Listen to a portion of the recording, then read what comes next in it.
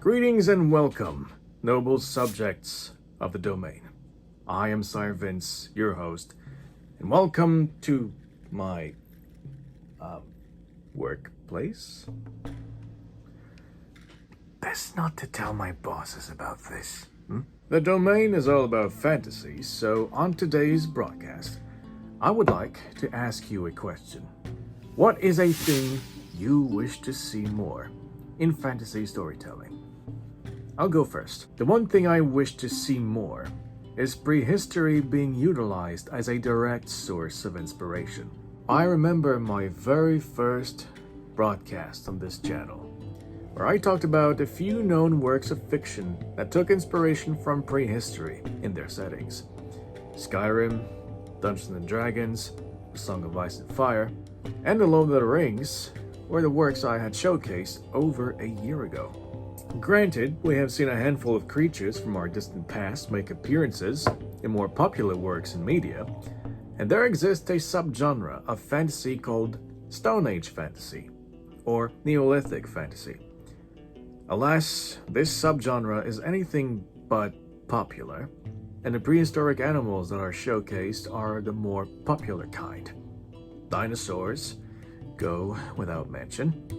Same for the saber-toothed cats Smilodon, woolly mammoths, the Irish elk Megaloceros, and a handful of creatures that are, well, basically like modern animals, only supersized. I'm looking at you, Meg. But truth be told, prehistory is chock full of creatures that can inspire wonderment and majesty, as well as striking fear and dread into the hearts of men. Or critters that look so derpy and weird, it gives them some odd charm and make for potential companions. No matter what you're looking for, prehistory will provide. Here's a few examples. You want your world to have courier birds that aren't pigeons or ravens? Why not have the terror bird Phorusrhacus deliver messages at high speed on commercial roads?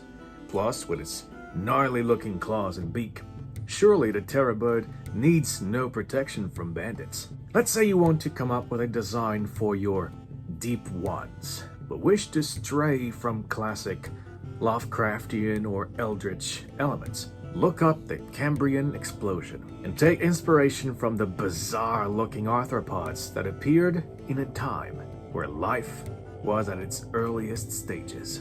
You could have heavy armored bronthotherids, aka thunder beasts, and teledons, the infamous pigs from hell, as war mounts for the savage horde. A giant undead Estamenosuchus guarding a necropolis from tomb raiders. Dodos raised in poultry farms on the countryside. And I'm barely scratching the surface. Also, notice how I haven't mentioned a single dinosaur thus far. Not one. I could go on and on about this for days on end. This shows that prehistory is quite literally a well of endless potential. All you must do is browse the internet or read a prehistory book and make your pick. That's it. It's that simple. And it astonishes me that writers barely pay any heed to prehistory to enrich their fantasy stories. Flabbergasting, I tell you. And yes, I am genuinely getting upset over the matter, because I think prehistory is freaking awesome, and I want dodo confit to be a thing. I demand my dodo cordon bleu. Damn it! Well then, if no one's going to do it, then I will. There is no stopping this sire when he sets on a quest. So I'm going to be on my way. But while I'm gone, feel free to share with yours truly what you wish to see more in fantasy storytelling in the comment section of this broadcast. This was Sire Vince, your host, wishing you all a great one.